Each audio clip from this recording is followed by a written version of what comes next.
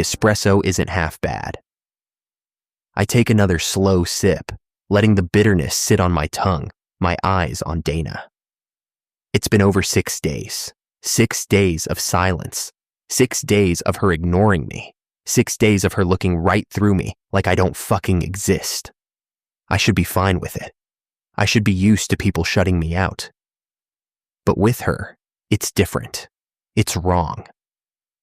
I shift in my seat, drumming my fingers against the table as I watch her move through the cafe. She stops at a table full of guy college kids, about our age, taking their orders, her voice calm and professional. One of them leans in, grinning too much. The other's gaze drops to her legs, lingering. My fingers curl into a fist.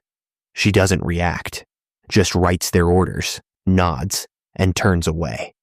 It shouldn't fucking bother me, but it does. I drag in a breath, trying to force my thoughts elsewhere. But they loop back, connecting dots I hadn't before. That breakdown she had. The way she locked herself in the bathroom after that little shit kissed her. At first, I thought it was just about me that she was pissed at me. But maybe it's not just that. Maybe it's Kyle. I think of that disgusting love letter I found between her books, written by some loser pouring his soul out to her. If she's loyal to him, if she actually likes him, then maybe that's why she lost it that night. Maybe she felt guilty. The idea makes my stomach twist in a way I don't like. I exhale sharply, pressing my knuckles against the table. I don't even realize I'm staring at her again until she moves behind the counter, tying her apron, tucking a loose strand of hair behind her ear. And then I remember. The sketch. It slams into my head with full force. Fuck, she sketched me. Me, not Kyle, not the guy at the party. Me. I grip my cup tighter. My mind replays that moment. The way she tried to shove the sketchbook away. The way her face turned red, like she was hiding something. Like I wasn't supposed to see it. Like I wasn't supposed to know.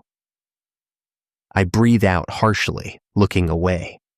But the feeling doesn't leave. I just want things to go back to how they were. Back when she wouldn't shut up, when she'd call me an asshole, but still talked her heart out to me. Back when she looked at me like I was someone, when she liked me. Fuck, why do I want her to like me?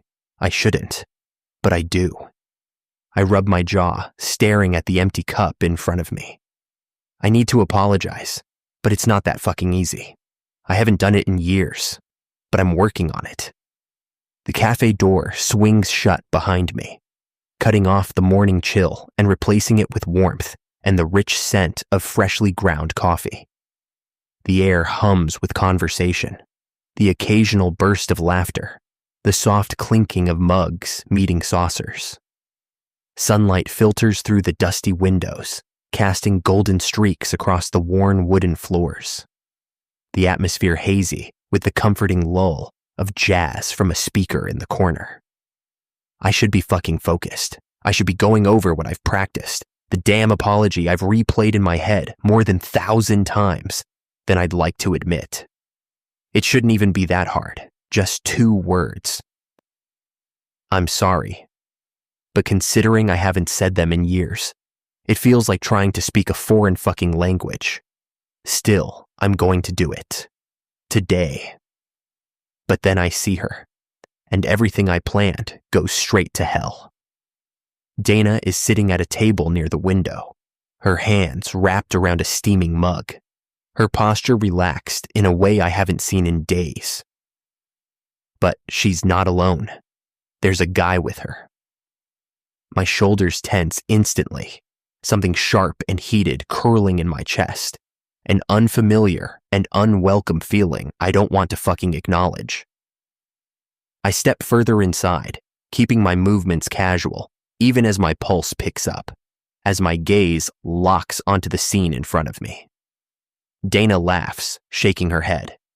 Laughs. Not just a polite chuckle, not the forced pleasantries she gives customers, but something real, something warm. It's the kind of laughter that reaches her eyes, softening them, making them glow. And it's for him.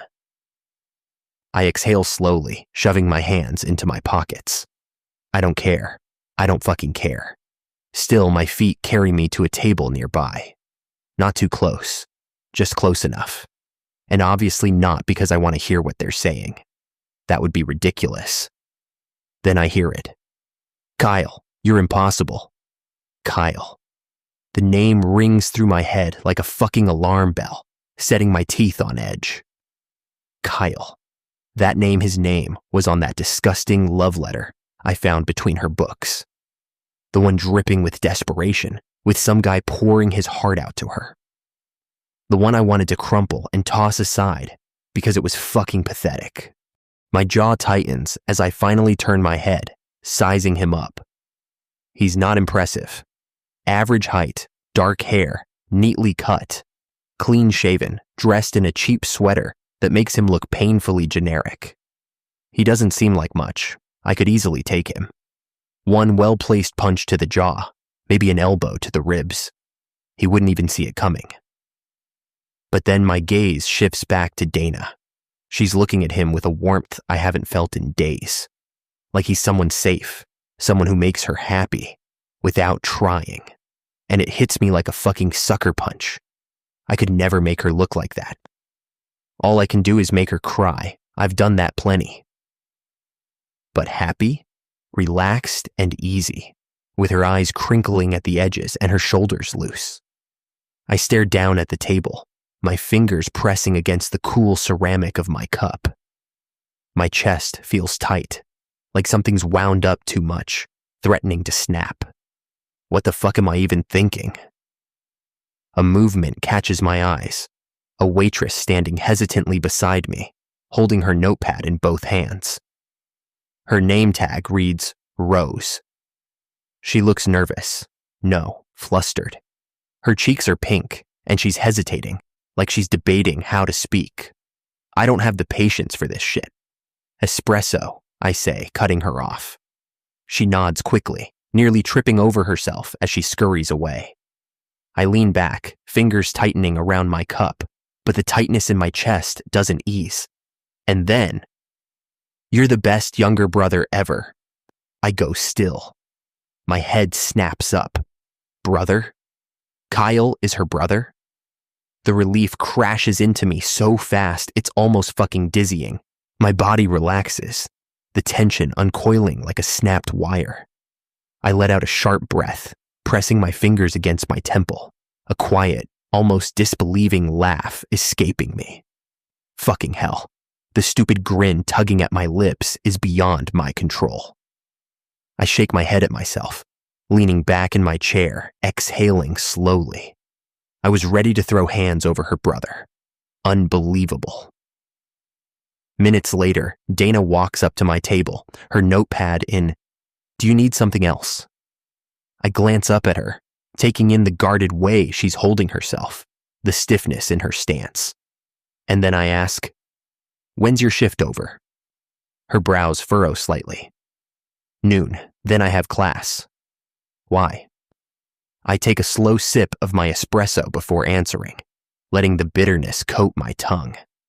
"So I know when I won't have to be around your annoying ass anymore." She exhales sharply, eyes narrowing. "Great. Can't wait to be free of your annoying ass, too." Her fingers flex against the notepad like she's holding back something. I fight the urge to smirk. She lingers for another second, like she wants to say something else, before huffing and walking away. Isn't she fucking cute? Her shift ends, and I watch as she heads for the door, slipping her bag over her shoulder. I follow. She stops abruptly, turning around so fast I almost walk into her. Her arms are crossed, her lips pursed, her expression sharp. "What?" she demands. She's acting mad. Arms tight over her chest, chin lifted in challenge. But all I can focus on is how fucking adorable she looks. I exhale, dragging out the silence, watching as confusion flickers across her face. Her brows furrow. "Alex," I tilt my head. Her eyes narrow further. "Alex," I stay quiet. "Alex." Another beat. And then, finally, I sigh. dragging out the words dramatically. Is this even worth it? I'm sorry. She blinks. For a second, I think she's going to shove me or roll her eyes, but instead, she giggles. It's soft, barely there, but real. I don't even think she realizes she's smiling, but she is. And fuck, this was so worth it. I'm gonna be late for class, she says, shaking her head, but the smile doesn't leave. I watch as she walks off, disappearing into the crowd, and I realize I'm in a stupidly great fucking mood.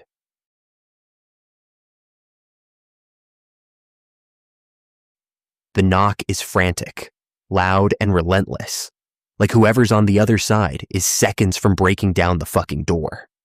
I sit up, frowning. What the fuck?